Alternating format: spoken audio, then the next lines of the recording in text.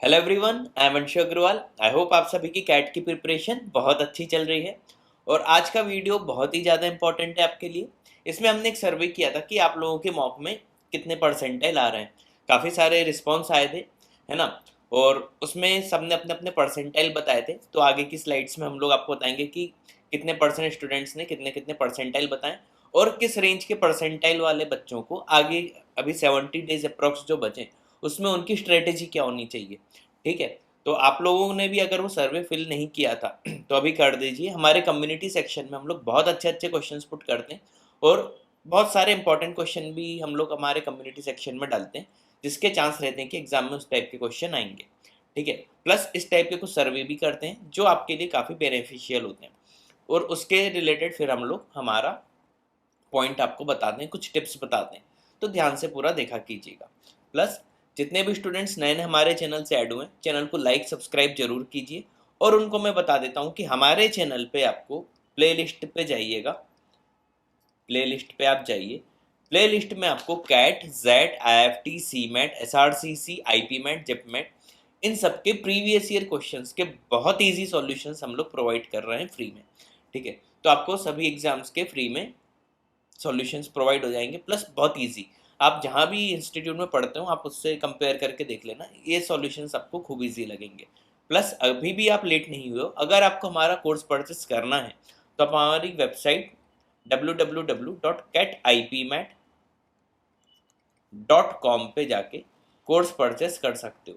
तो इस साइट सबके साथ शेयर कीजिए, चैनल सबके साथ शेयर कीजिए। इस चैनल को ब्रांड बनाना आप ही की जिम्मेदारी है। ठीक है। तो चलिए शुरू करते हैं। ये देखिए, टोटल 5 ऑप्शंस थे कि आप में से कितने स्टूडेंट्स के परसेंटाइल अभी जो आप मॉक दे रहे हो on an average percentile 97 to 100 आ रहा है, या 90 परसेंटाइल टू 97 परसेंटाइल आ रहा है, 80 टू 90 और बिलो 80। और लास्ट ऑप्शन था आई डो नॉट अटेम्प्ट मॉक्स, क्योंकि कई सारे बच्चे मॉक भी नहीं देते जो बहुत गलत करते हैं। और आप मेरे पिछले काफ़ी वीडियोस में देखते होंगे कि मैं मॉक देने पे कितना जोर डालता हूँ, और मेरा हमेशा मतलब रहा है कि मॉक में परसेंटाइल कमा, उससे चिंता मत करो, अपनी गलतियों से सीखो, ऑटोमेटिक आपके परसेंटाइल बढ़ना चालू हो जाएंगे। ठीक है। तो अब बात करते हैं कि 97 से 100 परसेंटाइल बच्चों को क्या करना चाहिए, देन 90 टू 97 वालों को क्या करना चाहिए, 80 टू 90, देन बिलो 80 को क्या करना चाहिए। और आई डू नॉट अटेम्प्ट मॉक्स, ये वाले जो बच्चे हैं जिन्हें जो मॉक दे ही नहीं रहे उनको तो मैंने बता ही दिया क्या करना चाहिए। फिर भी ध्यान से बात करते हैं। ऑप्शन ए जो था 97.01 टू 100 परसेंटाइल, 24% स्टूडेंट्स ऐसे थे जिनके 97 से 100 परसेंटाइल की रेंज में आ रहे हैं।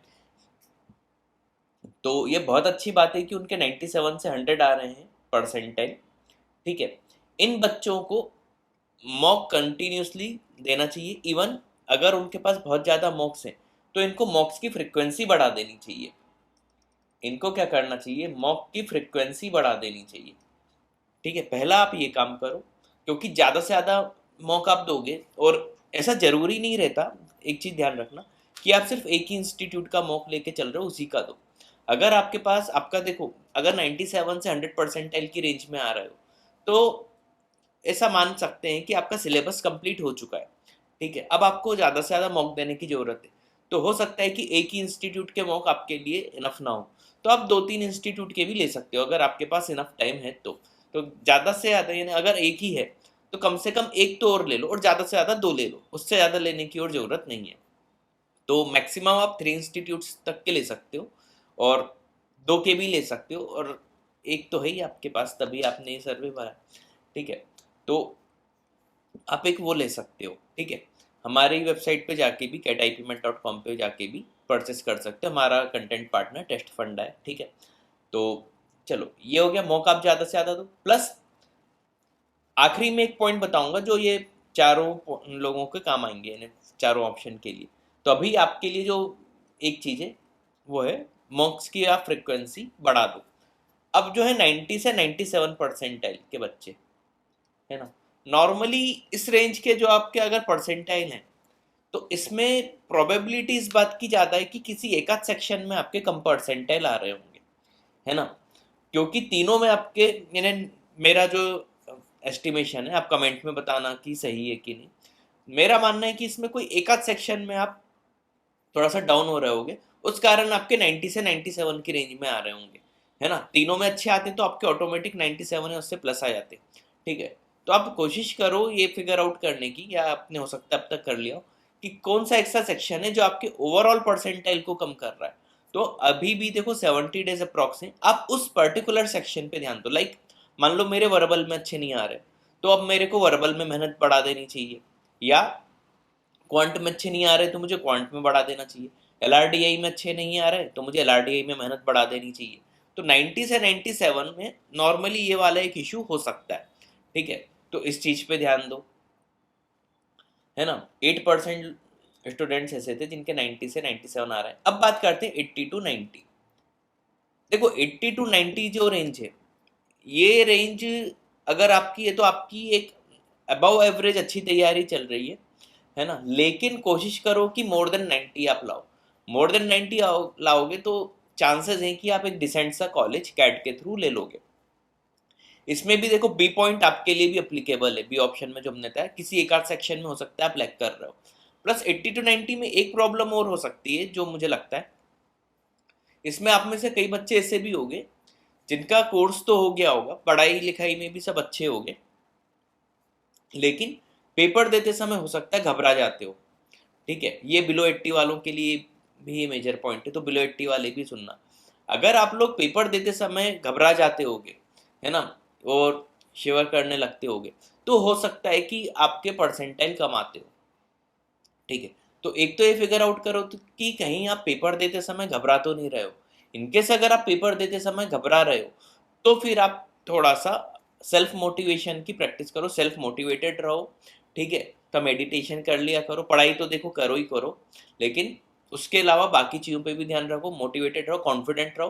क्योंकि जितना ज़्यादा कॉन्फिडेंट रहोगे उतना ज़्यादा आप घबराओगे नहीं, और घबराओगे नहीं तो पेपर आपका अच्छा जाएगा, ठीक है। ये बात समझ में आई। प्लस इसमें भी वही ऊपर वाले पॉइंट तो देखो आपके लिए भी एप्लीकेबल है, कि जो सेक्शन आपका वीक हो उस सेक्शन पे पर्टिकुलर आप मेहनत करो और आपके परसेंटाइल इंक्रीज करो। और ये जो 80 टू 90 वाले हैं मेन, इनके साथ ये भी दिक्कत होती है, ये इस रेंज में जो बच्चे होते हैं मैक्सिमम, इनका क्वेश्चन सिलेक्शन उतना अच्छा नहीं होता, ठीक है। तो आप पहले टारगेट करो इजी इजी क्वेश्चंस को, then medium then tough. Tough तक आते आते टाइम खत्म हो चुका होगा। इजी क्वेश्चंस को पहले पिक करो, देन मीडियम देन टफ, तो देखना आपके ऑटोमेटिक परसेंटाइल बढ़ जाएंगे, ठीक है। अब बिलो 80 परसेंटाइल जो है अभी भी, इनके लिए मेरी एक सजेशन है। देखो ऊपर वाले ए बी सी पॉइंट जो थे उसमें तो आप जहाँ पे फिट बैठ रहे हो वो मान ही लेना मेरी बात। प्लस बिलो अगर 80 है तो हो सकता है कि आपकी पढ़ाई भी थोड़ी सी कम चल रही हो, ठीक है। तो उन सब्जेक्ट पे ध्यान दो जिसमें आपकी पढ़ाई अभी तक हुई नहीं है, ठीक है, या पूरे हो सकता है टॉपिक्स अभी तक ख़त्म नहीं हुए हो। तो जल्दी से जल्दी अपना कोर्स ख़त्म करने की कोशिश करो, ठीक है। और अगर कम पढ़ाई कर रहे हो तो दिन में अपने नंबर ऑफ आवर्स बढ़ा दो पढ़ाई करने के। प्लस जो जो टॉपिक कंप्लीट नहीं हुए तो टारगेट करो नेक्स्ट 1 मंथ में सब कंप्लीट करने की, ठीक है। क्योंकि बिलो 80 परसेंटाइल में बहुत अच्छा कॉलेज आपको नहीं मिलेगा, ठीक है। टॉप के अगर आईएम्स वाईएम्स की बात करो तो मुश्किल है मिलना, ठीक है, या उसकी रेंज के जो कॉलेज होते हैं। तो अभी भी वक्त है, आप पढ़ाई करो, 70 डेज मोर देन इनफ है। और ऊपर के जो ए बी सी पॉइंट थे वो तो ठीक है, उस पर भी फोकस करो अगर आप उसमें कहीं अप्लीकेबल होते हो तो, ठीक है। आई डू नॉट अटेम्प्ट मॉक्स वालों से सिर्फ एक ही चीज़ कहना चाहूँगा कि ये मत सोचना घर बैठ के कि आपकी तैयारी अच्छी चल रही है, आपके बहुत अच्छे परसेंटाइल आ जाएंगे। अगर अच्छे परसेंटाइल आ गए तो बहुत अच्छी बात है, लेकिन अगर अच्छे आने होंगे तो फिर मॉक में भी अच्छे आएंगे। तो मॉक देने में किस बात का डर, ठीक है। तो मॉक जरूर दो, मॉक से एक आपको रियलिटी पता चलेगी, और रियलिटी को हमेशा एक्सेप्ट करना सीखो, ठीक है। उससे घबराने की ज़रूरत नहीं है। मॉक में कम आएंगे अगर, तो ज़रूरी नहीं कि कैट में भी कम आएंगे, ठीक है। तो मॉक में कम परसेंटाइल आए तो उससे घबराओ मत, अपनी प्रिपरेशन चालू रखो, और जो भी आपके वीक पॉइंट है उन पे मेहनत करोगे तो ऑटोमेटिक आपके परसेंटाइल बढ़ जाएंगे। मैंने काफ़ी बच्चे देखे जिनके मॉक में 19-20 परसेंटाइल आते थे और कैट में 90 प्लस लाए। तो मॉक के परसेंटाइल से घबराना मत। प्लस अब बात करते हैं इन सभी के लिए कॉमन। हर मॉक के बाद जैसे मान लो 2 आवर्स का मॉक होगा, ध्यान से सुनना, तो आप मान के चलो 4 आवर्स का मॉक है, ठीक है। अब आपको क्या करना है मैं बताता हूँ। जैसे ही आपने 2 आवर्स का मॉक दिया, उसके बाद भले ही आप 10 to 15 मिनट का ब्रेक ले लो, तुरंत नेक्स्ट 2 आवर्स में उस मॉक का एनालिसिस जरूर करो। देखो एनालिसिस उसी दिन करना बहुत ज़रूरी होता है, और उसी दिन अगर एनालिसिस करोगे तभी आप अच्छे से जज कर पाओगे कि आपसे आज के मॉक में क्या क्या गलतियां हुई हैं। पूरी गलतियों को नोट डाउन करो, ठीक है। तो मान लो आपसे 10 मिस्टेक्स हुई हैं, है ना। अब आप जब भी अगला मॉक दोगे तो कोशिश करो कि अब ये 10 गलतियां ना आ रहा है, कम से कम 7 हो जाए। फिर अगले मॉक में कोशिश करो कि ये 4 हो जाए। फिर अगले मॉक में से करते करते कोशिश करो कि गलतियां कुछ भी ना हो, ठीक है। गलतियां लाइक हो सकता है कि गलती किस टाइप की होती है मैं सिखा देता हूँ। कई बार हम हड़बड़ी में क्वेश्चन गलत पढ़ लेते हैं। कई बार आरसी पढ़ते पढ़ते हमें आलस आ जाता है, हम अच्छे से पढ़ते ही नहीं है। कई बार हम कैलकुलेशन मिस्टेक कर देते हैं, ऊपर कैलकुलेटर दिया रहता है स्क्रीन पे फिर भी हम उसका यूज़ नहीं करते, हम कैलकुलेशन मिस्टेक कर देते। मैथ्स में कॉमन प्रॉब्लम बहुत होती है, हम क्वेश्चन ढंग से नहीं पढ़ते, वो पूछना कुछ और चाह रहा होता है, हम कुछ और आंसर बता देते हैं। तो ऐसी बहुत सारी छोटी छोटी गलतियाँ होती हैं, तो इन सब गलतियों को अवॉइड करा करो, ठीक है। तो उम्मीद है कि आपको आज का वीडियो भी बहुत अच्छे से पसंद आया होगा। तो वीडियो पसंद आ रहे हैं तो चैनल को लाइक सब्सक्राइब जरूर कीजिए और शेयर बहुत कीजिए, ठीक है। Thanks for watching this video.